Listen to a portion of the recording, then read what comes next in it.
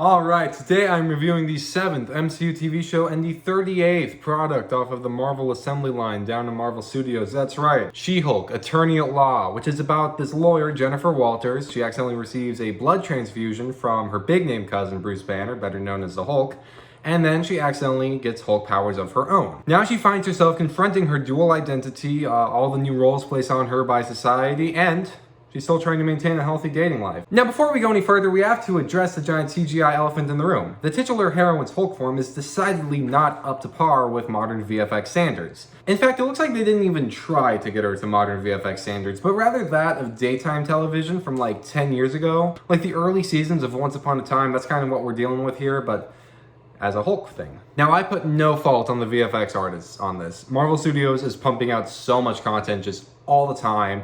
Constantly. We have like 7 things coming out this year, like 4 movies, and we have like 10 things coming out every year for like ever. These people are overworked, they're underpaid, they're probably non-unionized, and they are just so demoralized every time D23 happens. They are rushing these things to meet deadlines, which brings us to the next problem.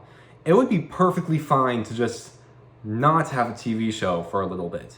Like, if it needs more time to cook, then just let it cook. We already have Andor coming out, that is 12 episodes to go around. Werewolf by Night came out while She-Hulk was airing. If She-Hulk is not ready, if it's not looking great, then it's totally fine to just delay it so that way it looks better. But due to the rigorous connective tissue that is the MCU, these things just have to come out when they come out, no matter how they look. That's why the Black Panther finale looks like it does, and why She-Hulk looks like she does. It needed a bit more time to cook, or a pre-existing CGI model from a $350 million Avengers movie to truly sit right. As it stands, she looks like a weightless green sprite whose interactions with the real world are about on par with what you saw in Looney Tunes back in action. She-Hulk labels itself as a comedy and attempts to function as this like half-hour paralegal sitcom. However, that's kind of all for naught. While humor is subjective, the situations and scenarios Jennifer Walters faces in the courtroom or outside of it are never as entertaining or as funny as they could be. I'd say the courtroom scenes felt like they were written by freshmen trying to make something for drama club last minute, but I think the freshmen would actually be a lot funnier because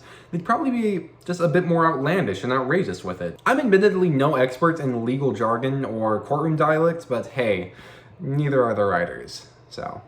Either due to the writers not knowing how to write courtroom scenes or the refreshing 25-minute long runtime, all of these scenarios, all these things that resolve the episodes, all these propositions that they have, they all feel ripped straight from an SNL sketch or a really dumb cartoon, which is the same criticism that followed Thor: Love and Thunder, which is not great. Now, while the immediate online reaction is to take something that's not great and then compare it to the best of the genre, so in this case I saw a lot of comparisons to Better Call Saul, I think that is very unfair. We do have to keep in mind that this is a Marvel product and that it is a superhero product first and foremost. So Better Call Saul, which is, you know, decidedly a different vibe than She-Hulk, that just doesn't work. That doesn't sit right for me. A better comparison is the B-movie. The B-movie is utterly ridiculous in every sense of the word, but it works because it rolls with that. It doesn't try to grapple itself in reality by having constant generic courtroom mantra. That and a few genuinely good one-liners. Living out our lives as honey slaves to the white man! The only courtroom scene in She-Hulk that really worked for me was the one with Frogman where the guy, like, completely disregarded the user's manual for his super suit and then got hurt.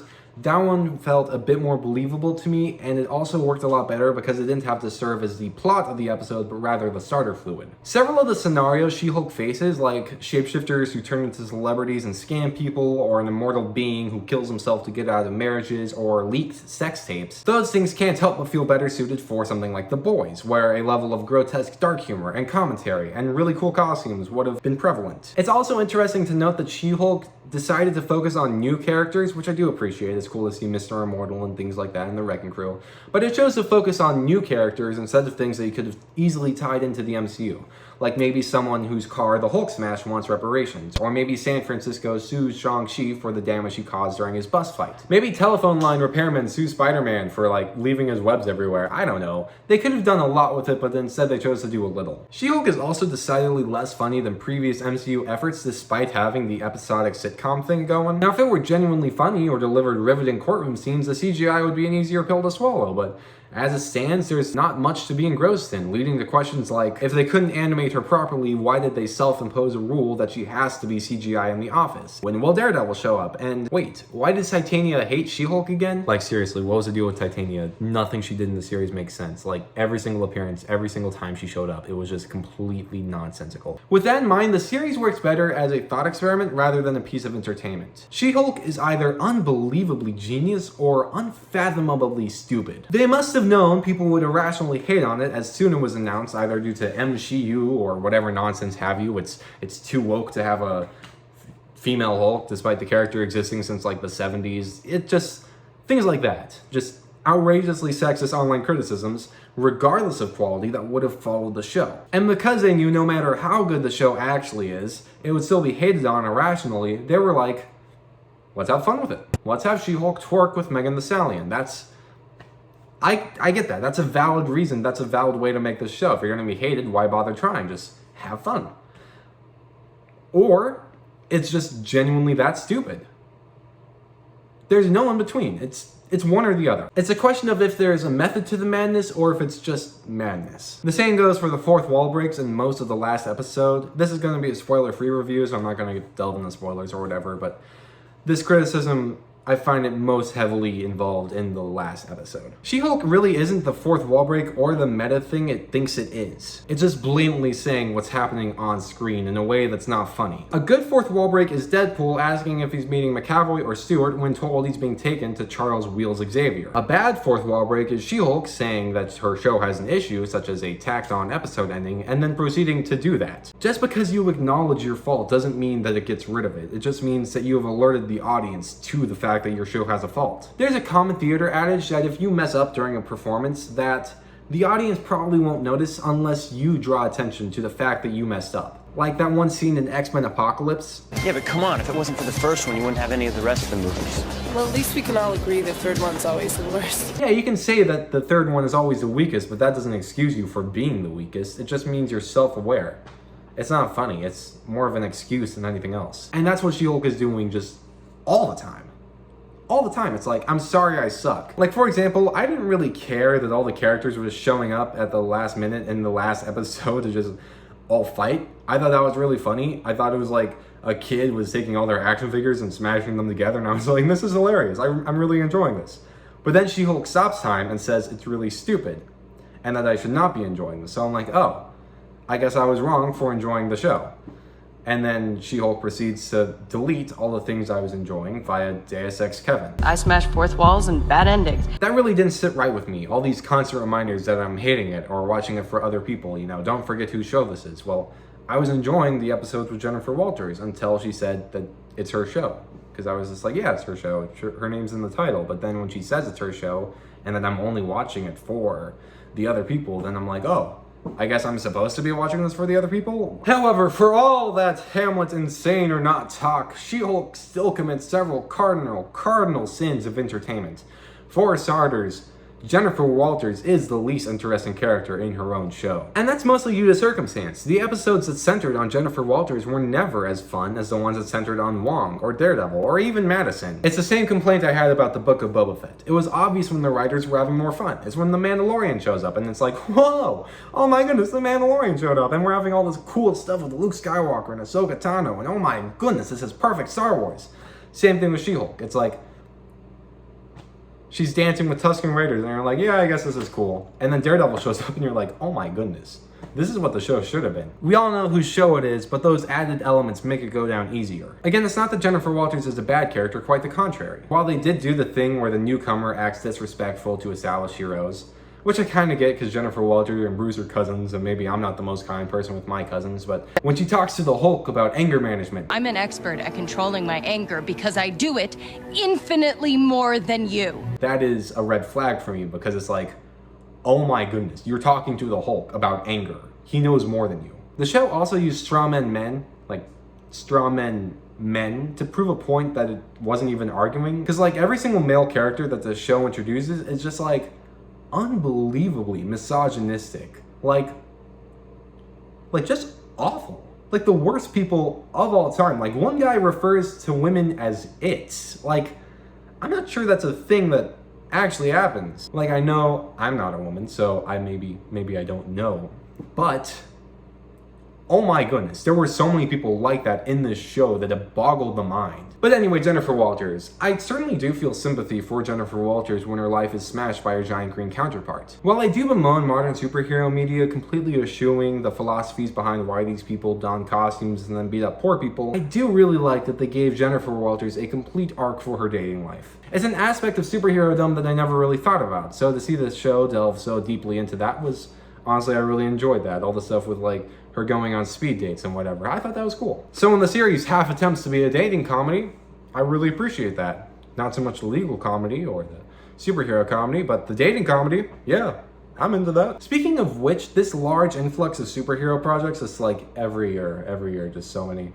But the large influx is starting to like just kind of destroy the logic behind why these people don costumes. Most of the time it boils down to it's the right thing to do, which just becomes mere dogma after so many projects. And it already worked better for Superman, whereas like genuine belief in humanity is like the core concept behind that character, that he's something that humanity can strive to be. I'm not saying everyone needs an Uncle Ben or Martha, why did you say that name, Wayne, but just any attempt at why these people are doing what they're doing would be appreciated. Her motives for fighting crime are seemingly unbeknownst to both her and the viewer, only vaguely grounded in reality via wise words from Matt Murdock. You see, the way I see it, Jen Walters can use the law to help people when society fails them. And She-Hulk can help people when the law fails them. Another aspect of the series that fell flat for me was the action. Specifically Jennifer's first battle with Titania in the courtroom. The questionable editing and the even more questionable graphics make that entire moment feel rushed and underwhelming, which is really unfortunate because that's the moment the show hinges on. Like, that is Jennifer's I am Iron Man moment, the moment she reveals that she is She-Hulk to the world. Like, imagine if the I am Iron Man moment was edited by the people who did the Catwoman basketball fight, and that is what we're watching. And I'm not expecting comedies to have edge-of-your-seat action, but I am expecting basic competency from Marvel Studios. The entire show had one good action scene, that being Daredevil in the hallway, and that is because it's Daredevil in the hallway. You cannot go wrong with Daredevil in the hallway. She-Hulk Attorney at Law was mildly interesting in the way that it just butchered characters that I really like. For example, Abomination. Abomination was once this cold-hearted Royal Marine fueled by rage, and now he's like a chicken-loving hippie with 7 soulmates. It's not a character arc so much as it is just a complete 180, just complete revamp of that character. The same goes for characters the show introduces, like the Wrecking Crew. I'm a fan of the Wrecking Crew via their appearances on Earth's Mightiest Heroes, and especially the Superhero Squad show. They were so funny on that one. But they're just completely stripped of their cartoonishly buff bods and their fun and colorful costumes and their trademark dim-wit nature, and also like the pigmentation in their skin. Like, they made Thunderball white. Like, She-Hulk cannot be about social injustices and then whitewash a black comic book character. That's anti-everything. Where's my angry Twitter mob at? Where is it? No, they're not there. They're still arguing over the Little Mermaid. My bad. I'm fighting this battle on my own. They also butchered Mr. Immortal, who I was a fan of via this little Marvel character encyclopedia I got when I was like 6. Like here's this page, Mr. Immortal.